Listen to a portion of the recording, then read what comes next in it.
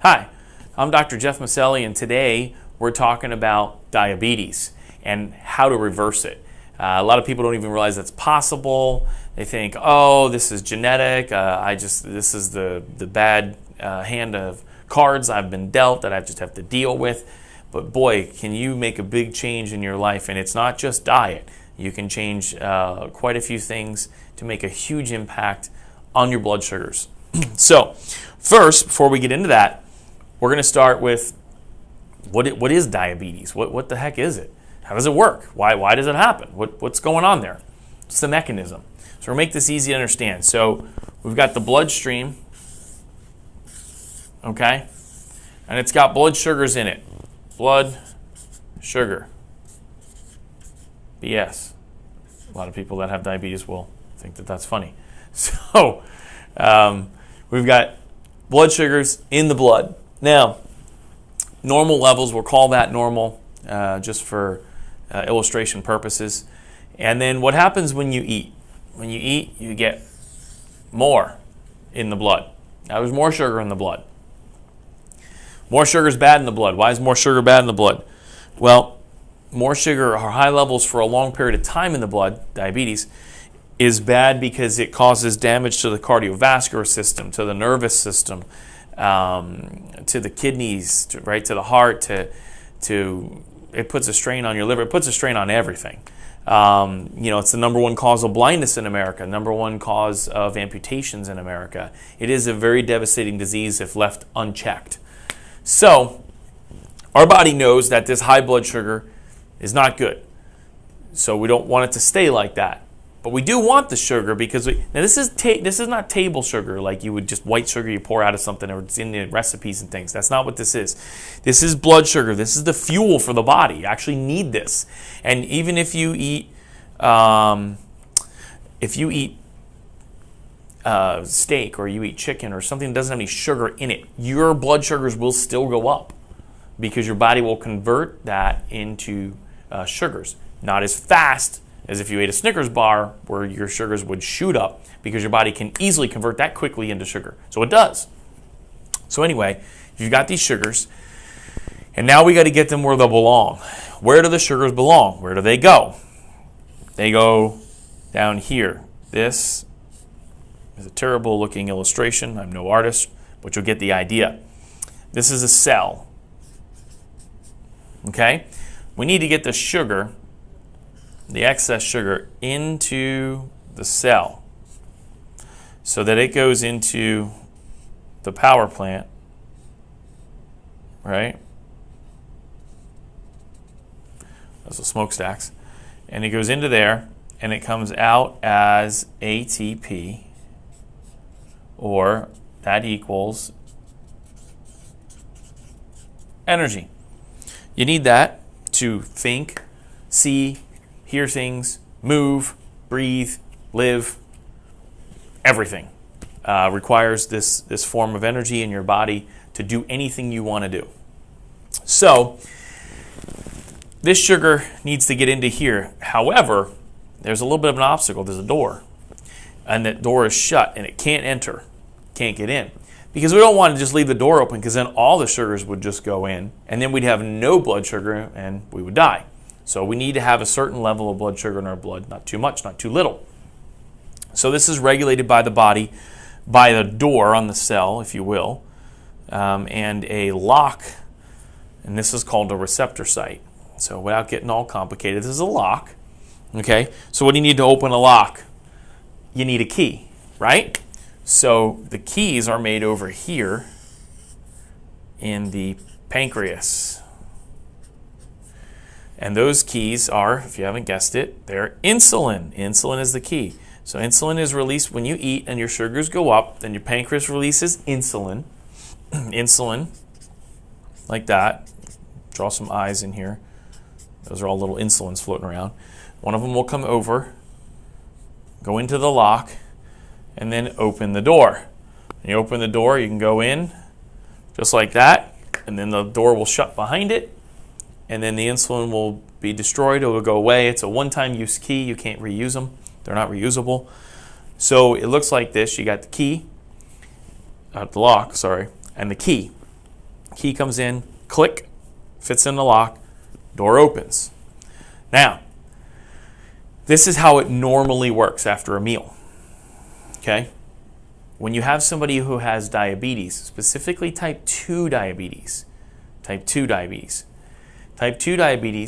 is also called insulin resistant diabetes or insulin resistance. Type 1 diabetes is called insulin dependent, very different. Okay?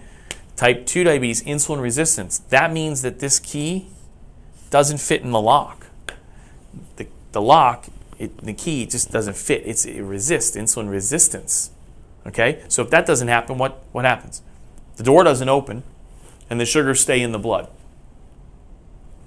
It's that simple. That's type 2 diabetes. Now, type 1 is a lot more complicated. It usually has an autoimmune component. It involves the pancreas not producing insulin, so they don't even make keys. So it's a very different situation. Going back to type 2, okay? So type 2 diabetes, what people will start doing is they'll go to their doctor, and the doctor will say, oh, you need to lose weight, eat better, and exercise. And then here's these medications.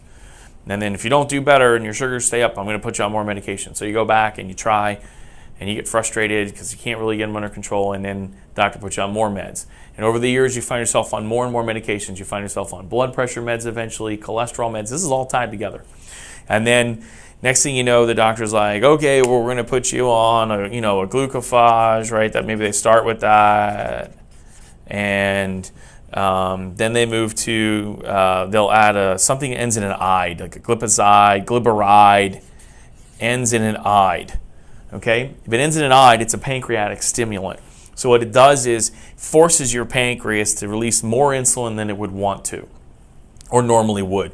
So you flood the area with insulin. People go, well, why does that help? Well, think of the lock and the key like a dartboard. And I give you a dart, and you got one dart.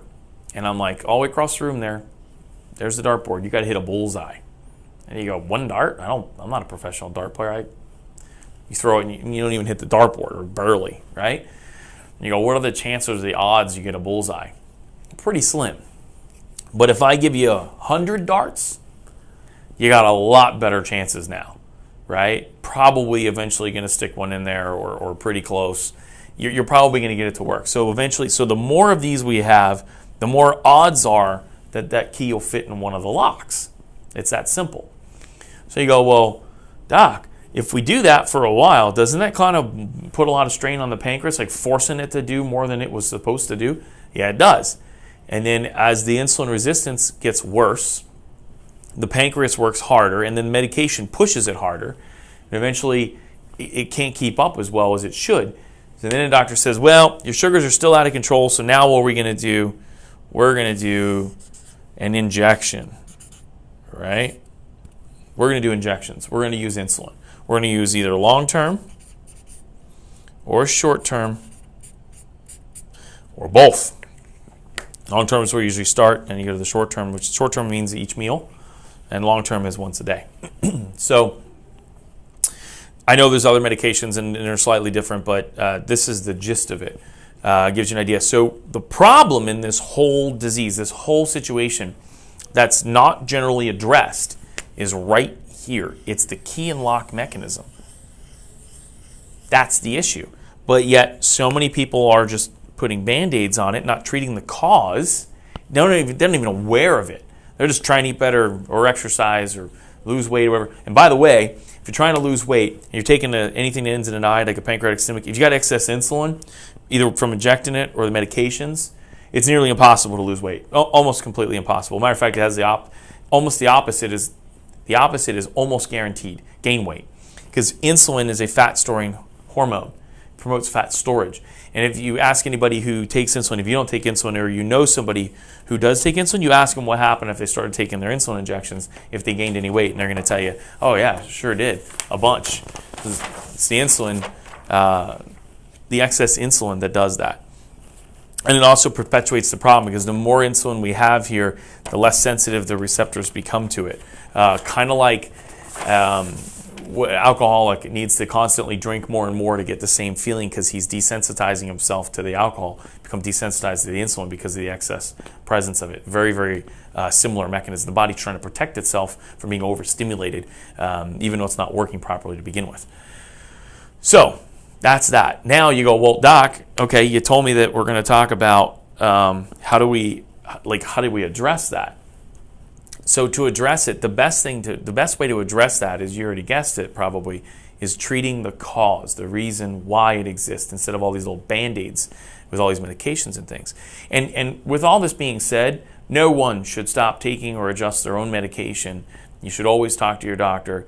If you look at it and you go, well, that can't be that great for me, so I'm going to stop it. That is absolutely not what you should do, because many people are dependent on it, and it's keeping them in a good place right now. So it may not be the overall solution that you're looking for, but right at that moment in time, or right now, if you've been prescribed it, you need to be taking it. You need to be doing what your doctor said. The way to change that is to get healthier and then not have a need for the medication, at which time your doctor can remove it. That's the way to do it. Okay? So, with that being said, how do we get healthier? How do we increase the receptor site sensitivity? There are so many factors that influence this that people, they don't realize. So, look, the biggest one everybody's going to say is, oh, diet. Yeah, look, diet definitely affects it. But they're thinking in terms of eating ice cream or eating Snickers or eating sugar candies or whatever. They don't think of diet in the way that I think of diet when I think of diabetes. I think, okay, what foods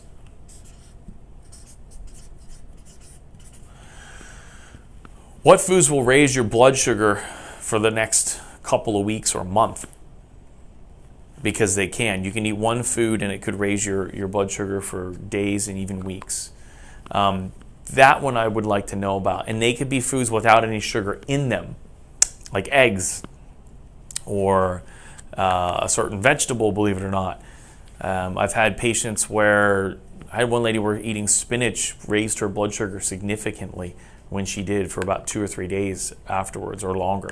And the funny thing was, when she came in, she was eating spinach pretty consistently, so she was always keeping her sugars up a little bit from that. So there are inflammatory foods, but it's on an individual basis. Everybody's not the same. Some foods are fine for one person, and they're not okay for the next. But that brings me to another point. Even if that's happening, usually it leads to the gut function. Because if the gut doesn't work well, the digestive tract doesn't work as well as it should, you're going to have sensitivities to foods, which is going to boost your inflammation up, and the inflammation is what's going to raise the blood sugars. Inflammation raises blood sugars always. And if you're diabetic, if you can remember when you'd get sick, if you got sick, you got a pretty good cold or the flu or something like that, you notice your sugars go up. Your sugars go up because the inflammatory molecules are increased in your body. Those affect the insulin binding sites, the lock and the key. Lock and the key are affected by inflammation, which ultimately foods can affect the inflammation in your body, your systemic inflammation, okay? Which is ultimately leads back to the gut. You gotta fix the gut if it's happening. It's really important. So I would have named gut or put gut on as a separate number, but it kind of is all tied to that. Adrenals, this is another big one, very overlooked, rarely tested. Your adrenal glands secrete something called cortisol. And cortisol raises blood sugar. It's literally its purpose. Some people's adrenal glands from prolonged stress are out of rhythm or off or secrete way too much cortisol and therefore raise their blood sugars. It's amazing to me how many people that have diabetes have never had this tested. Nobody's ever looked at it, and it can be a big player in their adrenals. And you can fix that, but it's not with diet or anything else. You have to use adaptogenic compounds in certain doses and over a period of time. There's a way to do that. The next thing is infections. People go, oh, if I had an infection, I'd know it. I'd feel sick. No, it doesn't work like that. There's a lot of infections that live in us all the time. We have all kinds of things living in us, right? That's just par for the course. Some things are irritating and some are not. If somebody has a pretty good candida infection, a systemic candida infection, that's going to affect their blood sugars. If they have different infections It's hard to give examples without getting too technical.